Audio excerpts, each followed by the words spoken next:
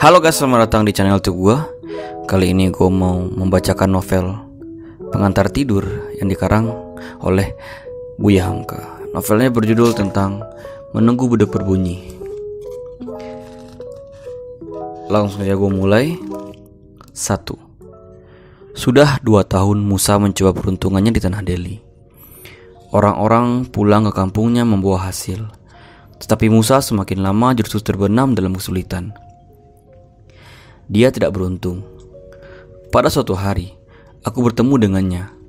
Awal mula pertemuan kami sebenarnya biasa aja. Kasur, tempat tidur, anak-anakku telah rusak. Sudah berkali-kali mak si Buyung mengatakan kepadaku bahwa sudah seharusnya kain kasur itu diganti dengan yang baru. Namun, permintaannya tersebut tak aku hiraukan. Sebetulnya banyak tukang kasur yang melintas tiap hari di depan rumah kami. Begitu pula toko-toko kasur pada pun banyak. Namun entah belum rezekinya. Pada suatu hari, sebelum aku berangkat ke tempat kerja, aku melihat Musa menyandang kain-kain bakal kasur yang akan dijualnya. Setelah lewat di depan rumahku, dia pun kupanggil. Aku memberitahukan istriku bahwa tukang kain kasur telah ada. Terjadilah tawar-menawar. Akhirnya, harga penawaran pun didapat.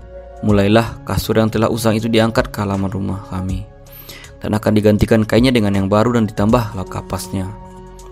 Sebetulnya sudah lama aku hendak menuliskan kisah kehidupan manusia dan sudah lama pula pembacaku menunggu karyaku. Namun hingga sekarang aku belum menulis dan menyusunnya. Aku malas pergi ke kantor. Aku mau melihat lebih dahulu bagaimana cara Musa mengisi kasur itu. Matahari ketika itu mulai naik, antara pukul 9 dan pukul 10. Aku lihat bagaimana tukang kasur itu bekerja. Mula-mula dibongkar kapasnya, lalu diselesaikan dengan tangannya, dan setelah itu barulah dimasukkannya segenggam demi segenggam ke dalam kain kasur yang baru itu. Dia bekerja sampai lelah, mengalir keringatnya memenuhi seluruh bajunya. "Berapa pendapatanmu menjual kain kasur ini, Musa?" tanyaku tiba-tiba. "Ah, Tuan, berjual kain kasur itu seperti rezeki harimau dadakan. Kalau ada pesanan, ada orang yang menyuruh menukar kain kasurnya, barulah dapat dari jerih payah menjajakan keliling kota. Engkau bisa memperkirakan sendiri. Ada ratusan tukang kasur, tetapi tidak ratusan orang yang menghendaki kasurnya diganti. Kadang-kadang 3 sehari sekali, kadang-kadang 10 hari sekali. Untungnya agak bagus. Sekali untung hanya cukup buat makan 4-5 hari. Itu juga menjajakannya dengan sungguh-sungguh, kemana-mana dan dengan badan dan kuat. Sambil menyorak-nyoraki dengan lantang berteriak jika ada yang mau menukar kain kasurnya dengan yang baru. Lalu aku menjawab, salah Tuan pun ada pula. Wajah Tuan penjual kasur terlihat berkeluh kesah. Aku hanya melihat kesedihan. Tampaknya pikiran Tuan sedang terpecah. Kebanyakan itu penyebabnya yang aku lihat ialah karena anak istri Tuan tidak dibawa merantau ke sini. Malah Tuan tinggalkan di kampung. Sementara Tuan pulang ke kampung belum tentu setahun sekali. Padahal istri dan anak di kampung membutuhkan uang kiriman Tuan untuk belanja. Alangkah baiknya kalau anak istri dibawa serta kemanapun pergi. Bagaimanapun susahnya, semuanya bisa dipikul bersama, apapun yang di hadapan mata. Apabila mereka tinggal di kampung, Tuan tetap mengirimkan uang belanja pula. Sementara jika dia hidup bersama dengan Tuan, hitungan untuk belanja hidup akan sekian juga, tidak seberapa tambahnya. Namun hati Tuan tenang dalam mencari mata penghidupan tidak terpecah, tidak kecewa, tidak sedih, dan pikiran tidak terkenang-kenang mengalir entah kemana. Coba hitung, berapa ongkos yang harus Tuan keluarkan jika Tuan belanjakan tiap-tiap tahun, pergi mengunjungi keluarga di kampung. Padahal dengan uang itu bisa dipergunakan untuk biaya hidup di sini.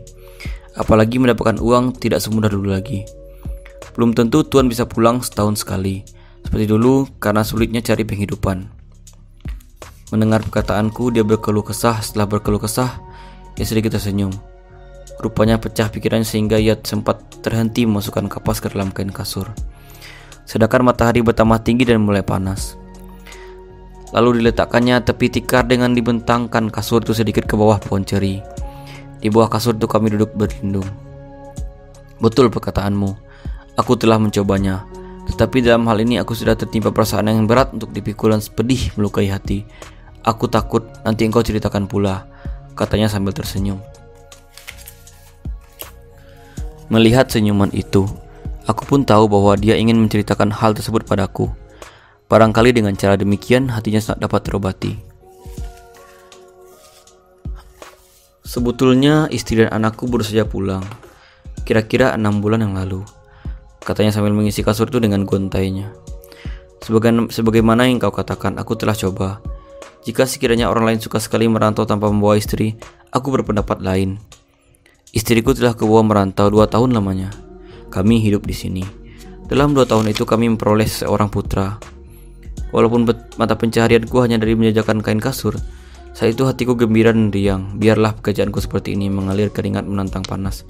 Dari pagi sampai sore menjejakan dari lorong ke lorong mencari barangkali ada orang yang mau mengganti kain kasurnya yang telah tua dan busuk, yang akan diganti dan diperbarui. Semua itu tidak terasa beratnya bagiku sebab di rumah ada pengobat jerih payah. Aku percaya hati mudaku dapat ku ketuk, dapat ku perintah. Lantaran ada istri dan anak, dan aku sadar beratnya tanggung jawabku.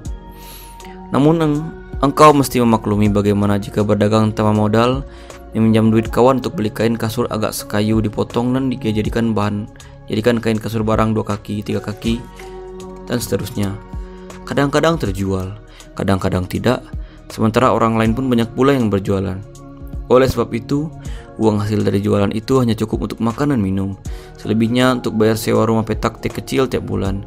Untuk yang lainnya susah, apalagi buat beli baju. Baju ini saja yang lekat di badanku, apalagi untuk menggantinya. Kemejaku telah robek, namun istriku tahu kewajibannya. Ditisik dan dijahitnya bajuku yang robek sehingga dapat kupakai.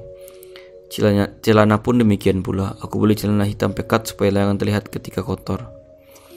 Kalau hanya untuk makan, apalah artinya membawa istri merantau ketika dia dilepas oleh ibu dan para pamannya ikut denganku menikah, pergi merantau pula. Tentu mereka mengharapkan dari kita, mereka berharap anak dan istriku sejahtera. Mereka bisa dibelikan kain baju yang bisa dipamerkan di kampung, juga dibelikan emas dan dukuh paun ringgit.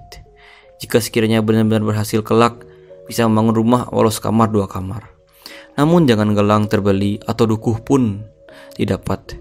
Pakaiannya saja sudah cuma 2 salin. Apabila baju sudah dicuci, dipakainya yang sesalin lagi. Sedangkan pakaian anakku dibuat dari bekas percakain baju ibunya yang berlebih ketika menjahit. Menjahitnya pun minta tolong kepada seorang teman dengan tidak membayar upahnya. Hal itu rasa berat sekali bagi istriku. Dia memiliki nenek, mama, juga kaum kerabat. Tentu keluarga besarnya menaruh harapan kepadaku. Namun, sekarang harapan itu tinggal menjadi angin saja. Sebagai melantamkan bedil pecah, tidak kena apa yang dibidik. Pulang saja, aku tidak. Kataku pada suatu hari, indak katahan di kausiko. Adinda tertompang di biduk tiris, pengayuh bilah entah kapan akan terjejak tanah tepi. Artinya marilah kita pulang, agaknya Adinda tidak tahan menunggu selama ini. Apa pula yang abang katakan? Tanyanya kepadaku. Seakan-akan abang masih belum tahu, kata hati kecilku. Aku sepenuh hati padamu. Sakit dan senang kita tanggung berdua. Hidup sekali turun sekali naik. Hidup sekali turun sekali naik. Kalau kita tidak dapat meraih saat ini, kita tidak boleh putus harapan. Kita tunggu lain hari. Abang jangan bersusah hati. Katanya pula, bersusah hati hanya akan menjadikan pekerjaan abang berantakan. Walaupun kita berkubang dengan merantau bertahun-tahun, tapi inilah nikmat hidup. Apa ini dikatakannya betul sekali. Walau kami hidup melarat di tanah rantau, bagi kami rasanya nikmat, tidak tertahan, tidak tertanggung. Sakitnya hidup di kampung. Walaupun ada sawah ladang yang akan digarap. Mengapa begitu? Tanyaku. Musa bercerita panjang. Istriku juga 3 bersaudara, perempuan semua. Suami kakaknya seorang saudagar besar di Bengkulu. Suami adiknya seorang saudagar besar hutan, seorang saudagar barang hutan di kampung. Cuma nasib istriku saja yang sial. Aku yang diterima oleh mamanya menjadi suaminya. Pada awalnya, Dia menyangka anaknya akan hidup senang dan sejahtera bersamaku. Namun rupanya kehidupan kami kian lama kian susah. Setelah menikah, cukup lama kami tinggal di kampung, kian lama belanja kian kurang. Ibarat sayap yang patah, kami mencoba terbang. Dengan keadaan serba miskin, aku ikut memasuki dunia orang lain. Pertaruhan cuma satu, mendapatkan uang untuk aku bawa ke medan pertarungan hidup. Sesudah aku jadikan taruhan, rupanya uangku tidak kembali lagi, aku kalah. Demikianlah gambaran hidupku. Tiap hari, tiap pekan terlihat kenyataan bagaimana turunnya harga diriku. Kebetulan suami kakak istriku sedang di kampung pula. Yang seorang memberikan uang untuk belanja, yang seorang lagi memberikan uang 5 rupiah. Aku sendiri, apa yang akan aku berikan? Oleh sebab itu, pagi-pagi di hari itu adalah seburuk-buruknya hari untukku selama di kampung. Istriku tetap menghidangkan nasi dengan kasih sayangnya, walaupun hanya sambal dan ikan kering bakar yang dia hidangkan. Namun kemana aku akan menyembunyikan makan, Tuhan? Bukankah tudung saji dan dulang harus diatur di ruang makan?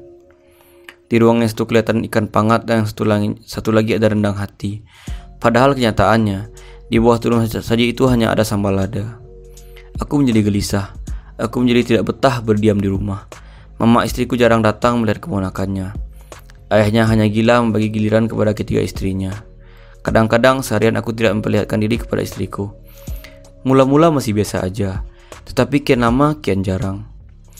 Pada suatu hari aku memutuskan berangkat untuk merantau. Inilah yang menyebabkan runtuhnya perjuanganku di rumah. Dan inilah yang ditunggu oleh kedua biras-biras aku itu. Biras adalah pertalian persaudaraan antara dua orang karena menikah dengan dua orang yang bersaudara.